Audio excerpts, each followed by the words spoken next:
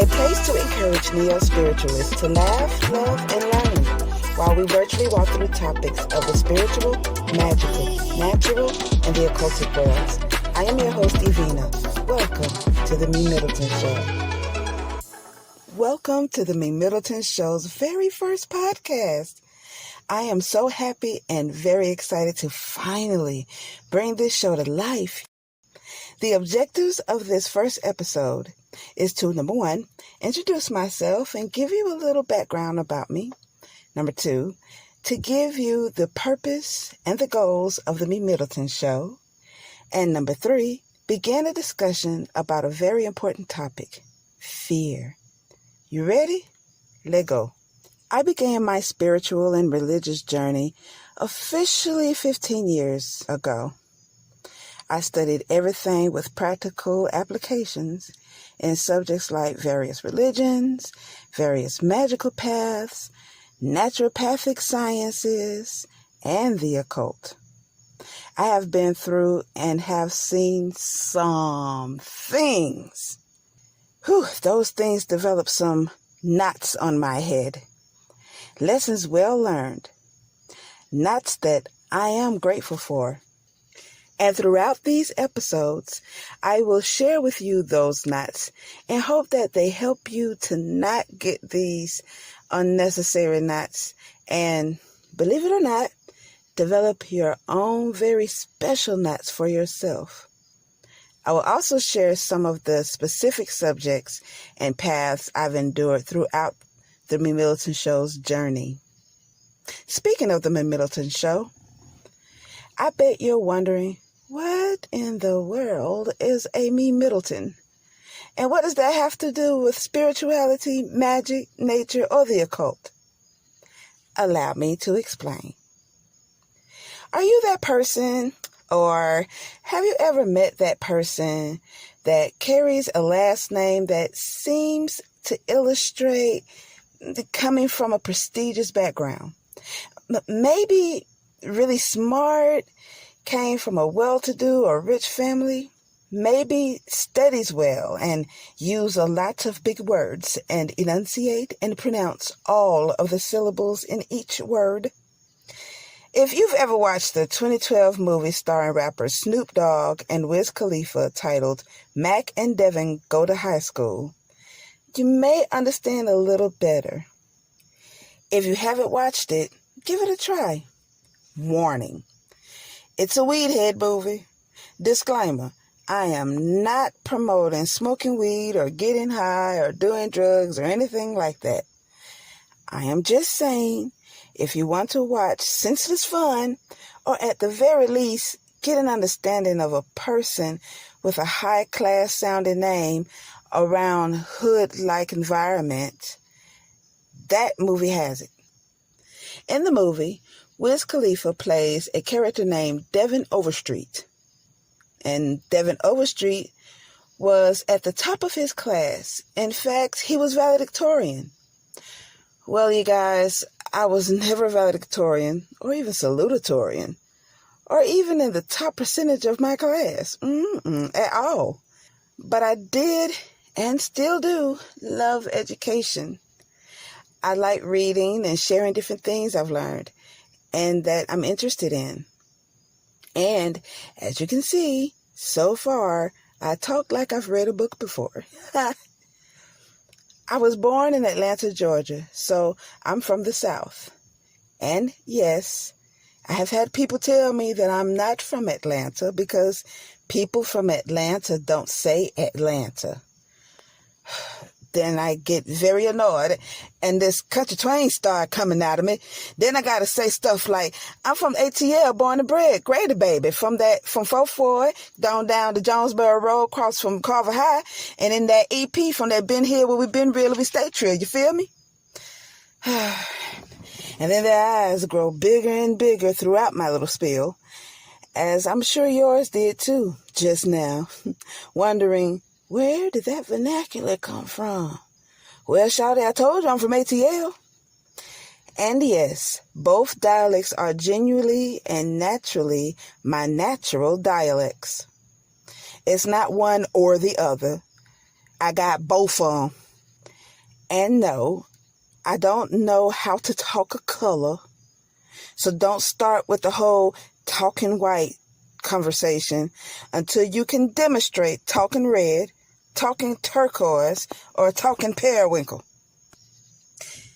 I was that person in the group of regular talking to hood talking friends and family whom they could count on me to bring the educated talking side of a subject, if applicable.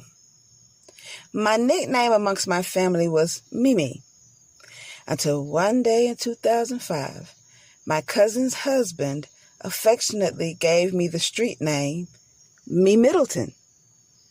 So, combining my nickname, that used to be considered ghetto, although, ladies and gentlemen, I'm very well aware that Mimi is not a ghetto name, but back then it was for some reason. And then you add Mimi with a suffix of a well-to-do or uppity type last name, Middleton, together created MeMyddleton. The spelling of MeMyddleton with a Y versus an I was my own doing by using the science I learned that we will be discussing in future topics in the future episode of the MeMyddleton Show. So there you have it. A Southern Belle, auntie type Georgia peach from the hood of ATL with a lot of knowledge and wisdom of things dealing with the occult, magic, spirituality, and naturopathy. The goals of the MeMyddleton Show is to help those like myself from the quote-unquote unprivileged side of life to understand, learn, and grow into topics considered taboo to the general and spooked out public that are actually a part of the natural world. You are a spiritual being having a human experience in your current and meaty vehicle known as your physical body. Yet this world induces strange and unnatural ideas, some of which are laws. These ideas and laws goes against nature and are debilitating. This show will help guide you back to nature in a fun and engaging way. And although this show is geared towards newbies in these sciences, this show is also for the vets, the experts, the OGs. So welcome, welcome, welcome.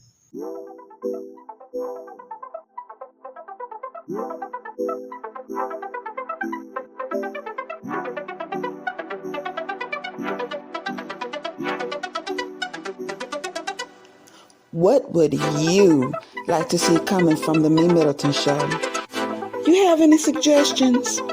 Well, good. Send your suggestions to contact@MeMyddleton.com or visit MeMyddleton.com/contacts, and I would be super happy to read your suggestions.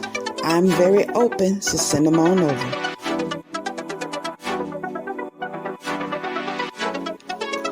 Do you have a question that deals with anything spiritual, natural, magical, or occultic? Hey, let me get that question by sending it to www.MeMyddleton.com/gotquestions. Or send me an email to questions@MeMyddleton.com. And I will be more than happy to answer your questions. You never know. Your question may be a topic in a future episode here on the MeMyddleton Show. A dumb question is the one you didn't ask. So don't be scared to ask your question. Your secret is safe with me. Speaking of fear, what is it exactly? At this stage of our lives, we all have experienced various levels of fear, right?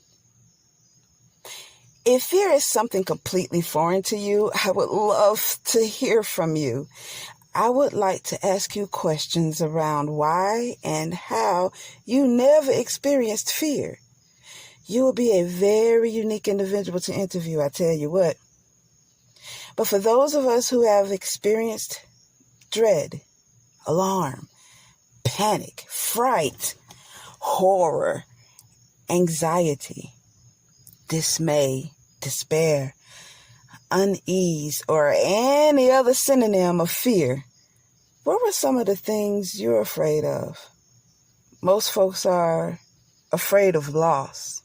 You're afraid to lose love in your marriage or relationship, or the love from your family members or your friends.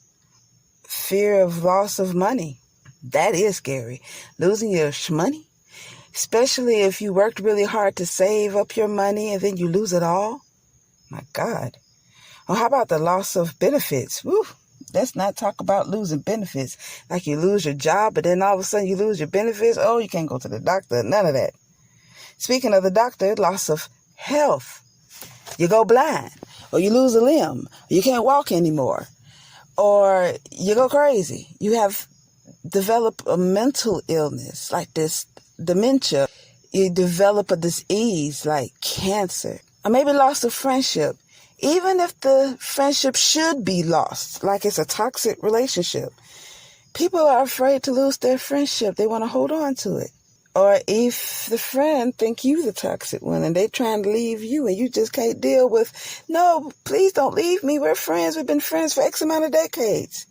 How about the fear of the loss of hope? That's very toxic, to lose hope and be in this hopeless state and living in this dark, toxic lines of thought, creating a very toxic environment. Or how about loss of material, losing your car, losing your home, losing an antique or a personal heirloom, something that can't be replaced. Or worse yet, how about the loss of life, the loss of the life of a loved one, or even your own? Or how about these phobias, these strange phobias like the fear of heights? That's me, acrophobia. Or I'm more afraid of falling than I am of heights, basophobia or basophobia. Crazy. Or the fear of flying, aerophobia. Just leave me alone with all things up there. Just leave me alone. I'm scared.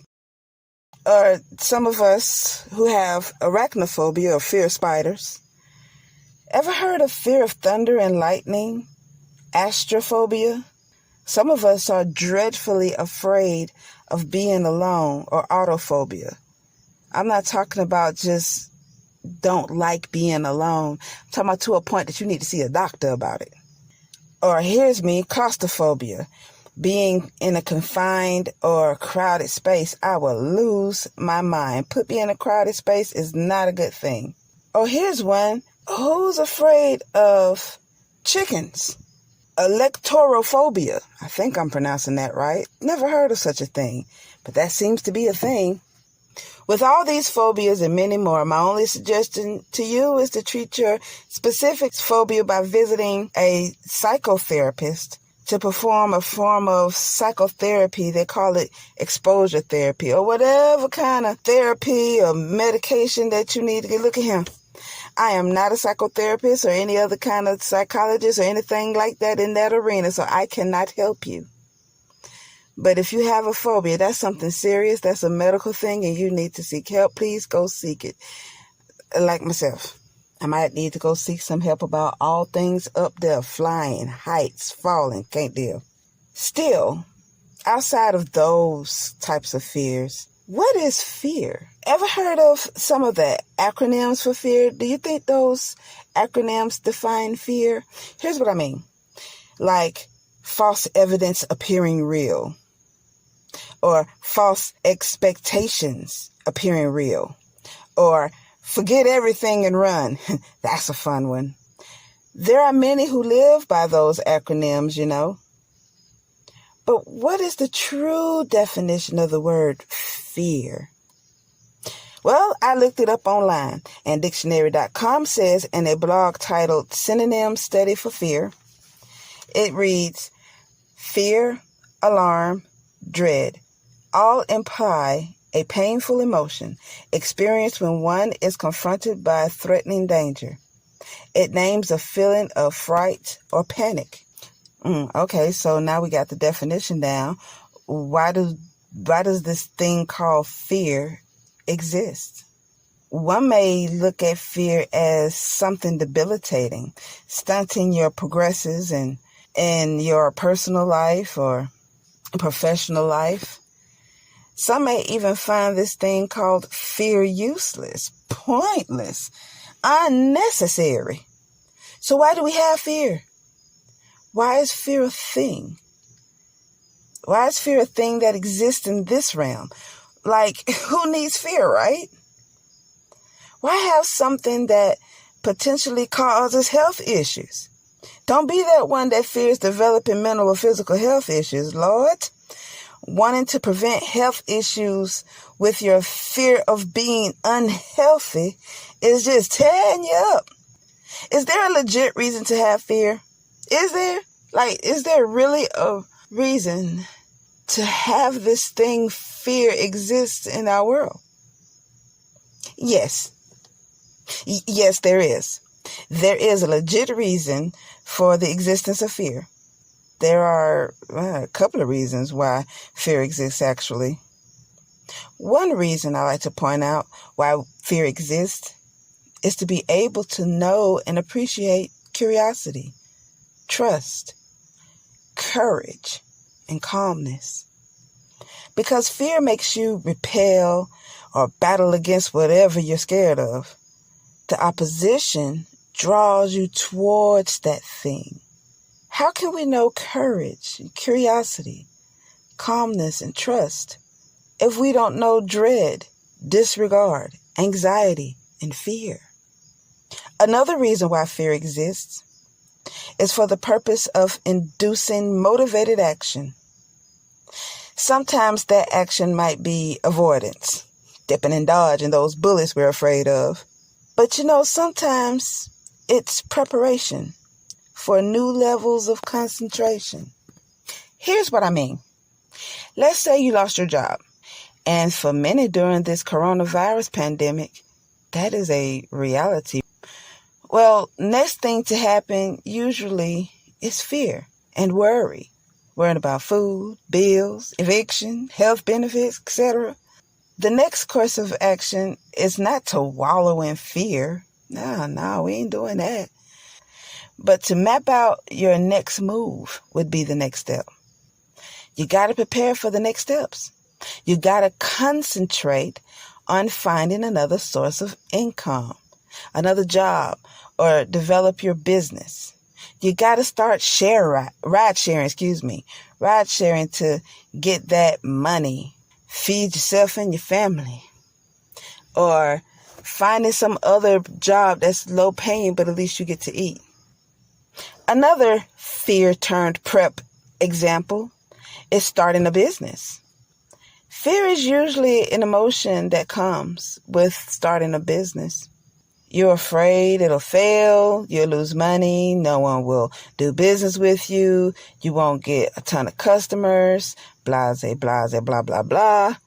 But what happens next? A new level of focused concentration happens next. We focus on successful entrepreneurs that's in your market, learning what they've done to be successful. You work on innovations geared towards the potential success of your business. You focus on aborting the negative ideologies and dialogues in your head of the success of your business by surrounding yourself in positivity in the success of your business. You sell, push, advertise every single day. Sell, push, advertise, sell, push, advertise, sell, push, advertise every single day.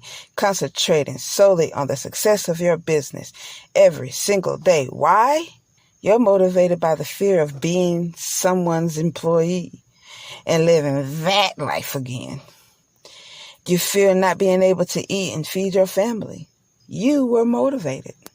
So, can we agree now that fear is actually a great source of motivation? It can be both. You can run or you can be motivated. So next time, whenever fear creeps up on you, let it motivate you to either forget everything and run, for the hills that is, for your safety, or face everything and rise. Give it a try and add a little oomph in it. Get it? Triumph. Do that. This concludes our very first episode. Be sure to tune in next time as we discuss the topics, the do's and don'ts of the new ghetto spiritualist. Did you enjoy it? Ooh, I hope you did. Did you learn anything? I hope you gained a great deal of information. Did this leave you with any questions? I hope you got plenty of those. So if you have any questions, all you got to do is send an email to questions@MeMyddleton.com or visit MeMyddleton.com and click on the Got Questions tab and complete the form and click Send. Your question just might be the topic of a future episode on the MeMyddleton Show. Also, what would you like to see coming from the MeMyddleton Show? You have any suggestions? Send your suggestions to contact@MeMyddleton.com or visit MeMyddleton.com/contacts. And I will be super happy to read your suggestions. If you're listening in on iTunes or Podbean or Spotify or Amazon or any other podcast vehicle, leave a comment. If you're listening on YouTube, also leave a comment and press like to like the episode. Click subscribe and click on the bell to receive notifications of when the next episode is up. Don't miss out. Click on the bell, subscribe, and remember, proper prior planning practically promotes persistent productivity and proud, pristine performances. Now go practice your craft and perform. Until next time.